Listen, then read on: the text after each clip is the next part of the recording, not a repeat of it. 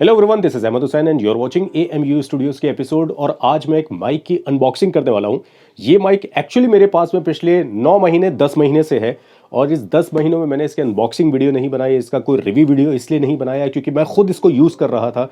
और मेरा मानना ये है कि जब मैंने किसी माइक की कोई टेस्ट नहीं किया है अगर, तो मैं उस माइक को बिल्कुल भी आप लोगों को रेकमेंड नहीं करूंगा।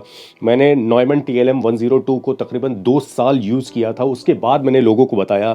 फिर उसके बाद में TLM 103 की अभी तक रिव्यू मैंने नहीं बनाया, जिससे मैंने अच्छी खासी रिकॉर्डिंग में कर चुका हूं। लेकिन उस माइक से अभी तक मैं आउटडोर रिकॉर्ड करने के लिए नहीं गया था। लेकिन आज जिस माइक के बारे में मैं आपसे बात करने वाला हूँ वो है रोड का प्रोकास्टर प्रो, या प्रोकास्टर कह सकते हैं। ब्रॉडकास्ट क्वालिटी डायनेमिक माइक्रोफोन ऐसा कहा जाता है। ये डायनेमिक माइक्रोफोन है और ये ज़्यादातर जो लोग यूज़ करते हैं वो, मैं देखिए 2-3 चीज़ें आपको समझाना चाहता हूँ। पहली चीज़ तो ये कि ये माइक कौन कौन यूज़ करता है। इस माइक को जो लोग यूज़ करते हैं वो ज़्यादातर या तो पॉडकास्ट कर रहे होते हैं, आपस में कॉन्वर्जेशन कर रहे होते हैं। ये आउटडोर यूज़ करने के लिए माइक्रोफोन नहीं है।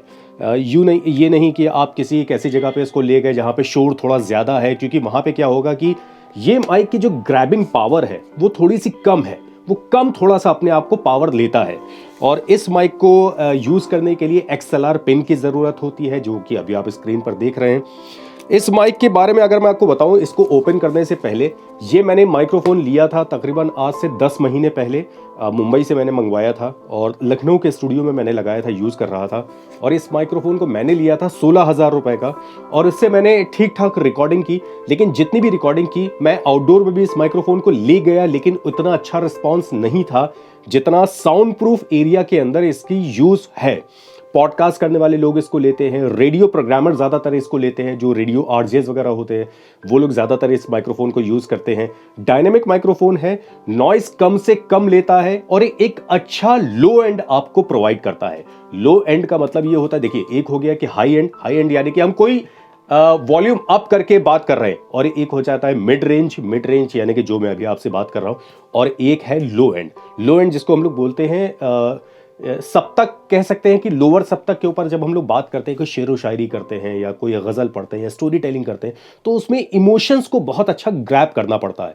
तो उस वजह से हम लोग इस माइक्रोफोन को यूज़ करते हैं। और मैं रेकमेंड करूंगा कि स्टूडियो के अंदर अगर आपको पॉडकास्टिंग करनी है, थोड़ा साउंड प्रूफ एरिया आपके पास में है, थोड़ा शांत अगर एरिया आपके पास में है, तो इस माइक्रोफोन को आप लोग बिल्कुल ले सकते हैं। अभी ये माइक्रोफोन थोड़ा सा महंगा हो गया है, 20 से 21 हज़ार रुपए का ये माइक्रोफोन है। अगर आप लेना चाहें तो बिल्कुल ले सकते हैं। ये XLR पिन वाला माइक्रोफोन है, इसके लिए आपको साउंड कार्ड की जरूरत पड़ेगी। मैं कौन सा साउंड कार्ड यूज करता हूं इसके बारे में भी आपको बताऊंगा। और अब मैं इसको खोल के दिखाता हूं कि इस माइक में एक्चुअली मिलता क्या क्या है। तो मैंने एग्जैक्ट वैसे ही इस माइक को पैक कर दिया है जैसे मेरे पास में आया था। सिर्फ सील इसकी ओपन नहीं है, सील ऑलरेडी से, माफी चाहता हूं, इसकी सील जो है वो ओपन है, बाकी सारी चीजें जो है वो ऐसे ही आपको मिलेगी। तो आप पास आइए तो आपको दिखाता हूं। तो ये है रोड प्रोकास्टर का बॉक्स अभी मेरे पास में, और इस बॉक्स को मैं ओपन करता हूं। बॉक्स को जैसे ही ओपन करेंगे तो यहाँ पे आपको एक पाउच मिलेगा, और ये अच्छा खासा वजनदार माइक्रोफोन है। रोड की ब्रांडिंग आपको मिलेगी, इधर साइड भी रोड की ब्रांडिंग मिलेगी, और पाउच अच्छा है। जैसे ही ओपन करेंगे एक पैकेट के अंदर आपको रोड का ये माइक्रोफोन मिल जाएगा। अच्छा खासा भारी माइक्रोफोन है, मुझे ऐसा लगता है कि तकरीबन 1.5 किलो के आसपास का ये माइक्रोफोन होगा। और ये XLR पिन है, तो XLR ही पिन इसमें लगेगी, जो कि ऑलरेडी अभी देखें यहाँ पे मैंने यहाँ पे अगर मैं आपको दिखाऊं तो ये वाले माइक्रोफोन जो नॉयमन का TLM 102 है उसमें मैंने लगा रखी है। पिन कौन सी लगेगी मैं आपको दिखा देता हूँ निकाल के। ये वाली पिन लगेगी इसमें जो XLR है। अभी मैं इसको लगा के अभी आपको दिखाऊंगा। फिर ये माइक है बस, और इसमें साथ में एक चीज़ और मिलती है, वो है इसका हैंग करने के लिए क्लिप। और ये कैसे हैंग होगा, किस तरीके से होगा, वो सारी चीज़ें मैं अभी आपको दिखाता हूँ। बस इसके बॉक्स के अंदर कुछ, फिर इसकी ये रोड की कुछ इनको blue ring quick start guide है जो मुझे नहीं चाहिए। रोड की 10 साल की वारंटी है। अगर ये 10 साल के अंदर इसके अंदर इंटरनली कोई ख़राबी आ जाती है, अगर डैमेज होता है तो उसकी बात नहीं कर रहे हैं, इंटरनल अगर डैमेज हो जाता है या कोई ऐसी बात आ जाती है, वायरिंग उड़ जाती है इसकी, कुछ हो जाता है, तो आपको ये माइक्रोफोन सही होकर मिलेगा। ये माइक्रोफोन जो है तकरीबन 1.5 किलो के आसपास का माइक्रोफोन, अगर मैं आपको दिखाऊँ तो ये इसका एक्चुअली डायफ्राम है, जो यहाँ से हम लोग इसको बोलते हैं।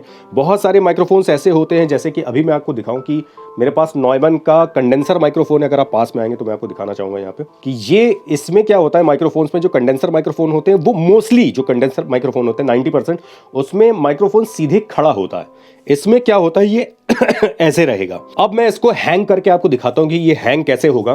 देखिए, आप हैंग कैसे भी कर सकते हैं। अगर आपके पास में छोटा कोई स्टैंड है, जैसे इस तरीके का स्टैंड है जो अभी मेरे पास में जीएस का स्टैंड है, अगर आप इसमें हैंग करना चाहते हैं इसमें भी हैंग कर सकते हैं।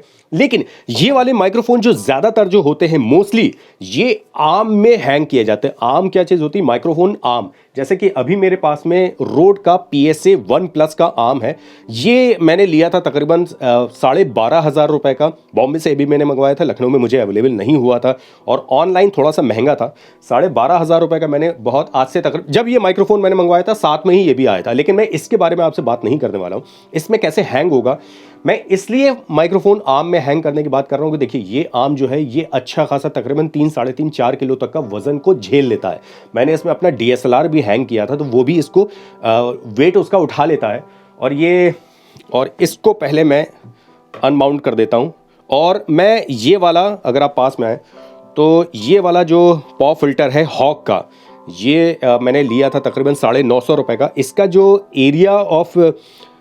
एरिया है, ये जो बड़ा एरिया है वो थोड़ा सा छोटा है, तो मेरे लिए मॉनिटर पे देखना, साथ में कुछ रीड करना और रिकॉर्ड करना थोड़ा सा इजी हो जाता है। खैर, तो मैं इसको अनमाउंट करता हूं, फिर हिसाब से मैं इसको हैंग कैसे करेंगे इस बारे में बात करता हूं। अब देखिए, इस तरीके की एक क्लिप होती है, कभी कभी तो आपको माइक्रोफोन के साथ में मिल जाती है, कभी कभी आपको माइक्रोफोन के साथ में नहीं मिलती है। बट अगर आप इस तरीके का आर्म लेंगे तो आपको डेफिनेटली आपको एक क्लिप मिलेगी। फिर ये कैसे हैंग होगा, चलिए मैं इसमें दिखाता हूं आपको। अब मैं आपको दिखाऊं तो ये है माइक्रोफोन को हैंग करने के लिए क्लिप।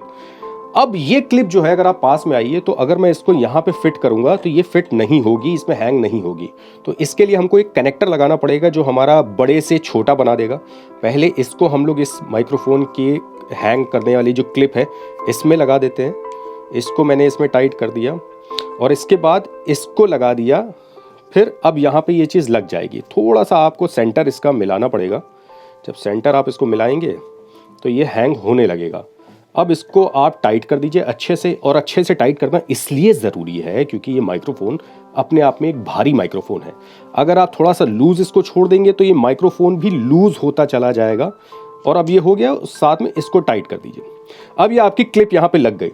अब आपको करना है क्या है, माइक्रोफोन उठाना है। जैसे थोड़ा सा पीछे जाएंगे, अगर माइक्रोफोन अगर आप उठाएंगे तो यहाँ पे क्लिप होगी, जो ये यहाँ पे आप देख रहे हैं सिल्वर कलर की, ये ओपन हो जाएगी। और जब ये ओपन हो जाएगा, ये एक्चुअली माइक को हैंग करने के लिए है। और ये आपने ओपन कर दिया इसको, ठीक है।